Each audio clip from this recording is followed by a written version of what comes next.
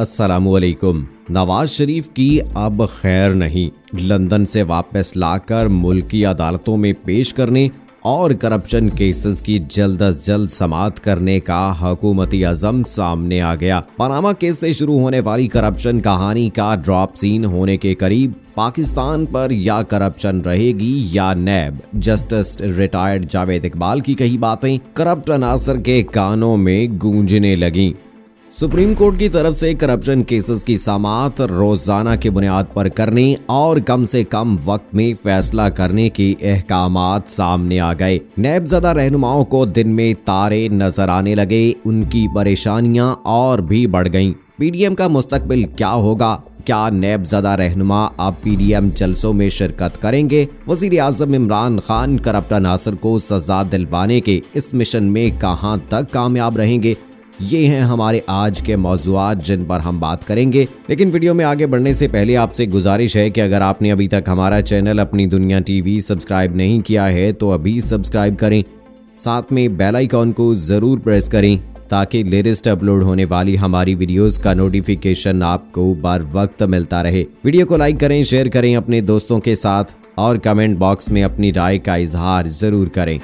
दोस्तों, Panama leak से शुरू होने वाला करप्शन का खेल अब आहिस्ता आहिस्ता अपनी मंजिल की तरफ बढ़ रहा है और अब उम्मीद की जा रही है कि इन करप्शन केसेस का ड्रॉप सीन बहुत जल्द काम देखेगी। पनामा लीक्स का सबसे पहला शिकार साबिक वजीर आजम नवाज शरीफ हुए, जिन्होंने हुकूमत में होने के बावजूद हर मुमकिन कोशिश की कि अदालतों के सामने मासूम बनकर साबित किया जाए, मगर उनका एक भी बस ना चला। उनकी बदकिस्मती शुरू होते होते आज उनकी जिलावतनी और बीमारी तक पहुंच चुकी है और तो और उनकी झोली में बैठे उनके रिश्तेदार भी उनको इस मुश्किल में छोड़कर साइड पर हो गए। पनामा लीक्स के मुकदमात का फैसला आने तक किसी भी रिश्तेदार और मुशीर की ये जुर्रत ही नहीं हुई कि वो नवाज शरीफ का खुलेआम साथ दे सकता। बिलाखिर नवाज शरीफ को सुप्रीम कोर्ट ने नाअहल करार देकर उनको सजा भी दे दी। जब पनामा लीक्स में शामिल दीगर सियासतदानों और अब यकीन हो गया कि अगर नवाज शरीफ काबू आ गए हैं तो हमारी भी खैर नहीं।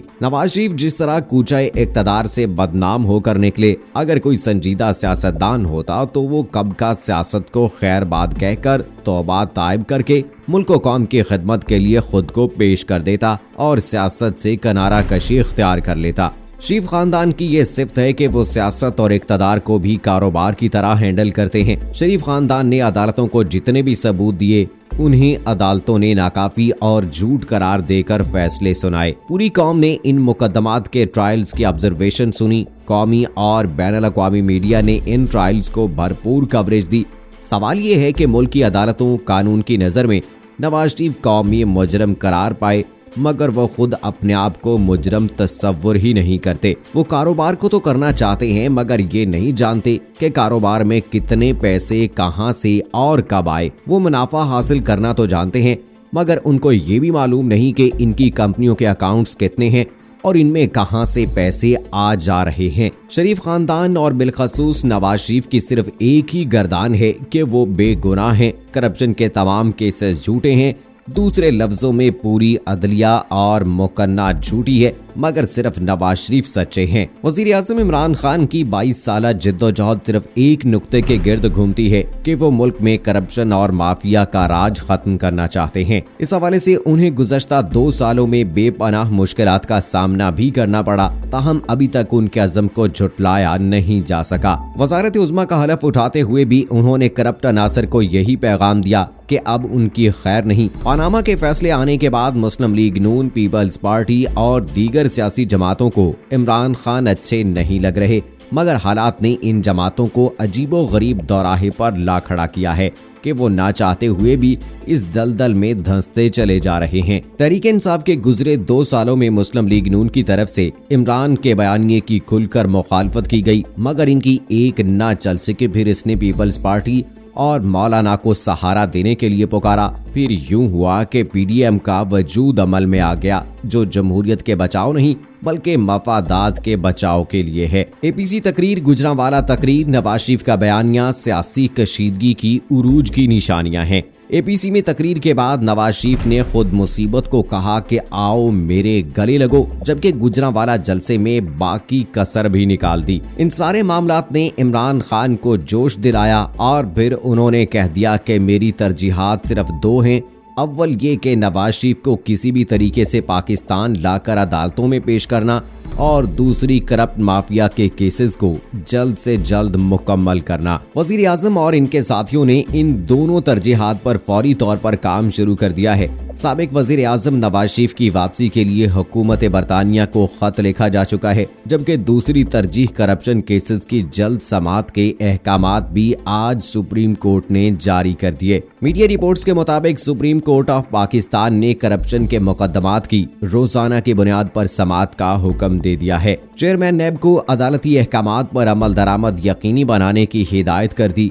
मीडिया जराये की तरफ से बताया गया है कि सुप्रीम कोर्ट ने एहतसाब अदालतों को मुकदमात में इल्तवा न देने की हिदायत करते हुए हुक्म दिया कि प्रोसिक्यूटर जनरल नैब इस्तगासा के गवाहान की हाजिरी यकीनी बनाए, शवाहिद रिकॉर्ड करने के अमल को तेज किया जाए। मीडिया रिपोर्ट्स के मुताबिक लाखड़ा पावर प्लांट केस की समाअत के दौरान हुक्म देते हुए इस हवाले से रजिस्ट्रार एहतसाब अदालत कराची से अमल दरामद रिपोर्ट भी तलब कर ली। दोस्तों, सुप्रीम कोर्ट ने बहरिया टाउन अमल दरामद केस में 460 अरब रुपए वफाक या सिंध को देने से मुतालिक दरखास्तों पर फैसला सुना दिया। सिंध और वफाक ने बहरिया टाउन की जानिब से अब तक जमा कराए गए 57 अरब रुपए मांगे थे।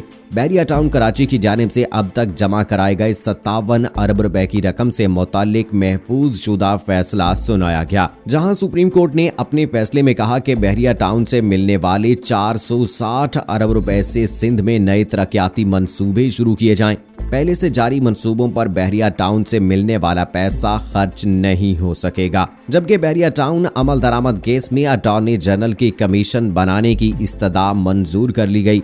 सुप्रीम कोर्ट ने बहरिया टाउन कराची की जानिब से जमाशुदा रकम तरक्याती मंसूबों पर खर्च करने के लिए 11 रुकनी कमीशन तश्कील दे दिया है। 11 रुकनी कमीशन का सरबराह सिंध सुप्रीम कोर्ट का रिटायर्ड जज होगा। कमीशन सरबराह की तैनाती चीफ जस्टिस ऑफ पाकिस्तान करेंगे। कमीशन में गवर्नर वजीर आला सिंध का नुमाइंदा भी शामिल होगा। दोस्तों, सुप्रीम कोर्ट के इस फैसले से करप्ट माफिया को तो दिन में तारे नजर आने लगे, मगर बादियों नजर में ये नवाज शरीफ समेत तमाम करप्ट अनासर को पैगाम है कि वो भी तैयार रहें। कानून के हाथ उन तक बहुत जल्द पहुंचने वाले हैं। सुप्रीम कोर्ट के अहकामात पर नवाज शरीफ समेत इनके कई नैबज़दा रहनुमा भी जद में आएंगे, जबकि पीडीएम की दूसरी बड़ी जमात पीपल्स पार्टी के शरीक चेयरमैन आसिफ जरदारी, उनकी बहन फरियाल तालपुर और दीगर पीपी रहनुमा भी तैयारी पकड़ने लगे हैं।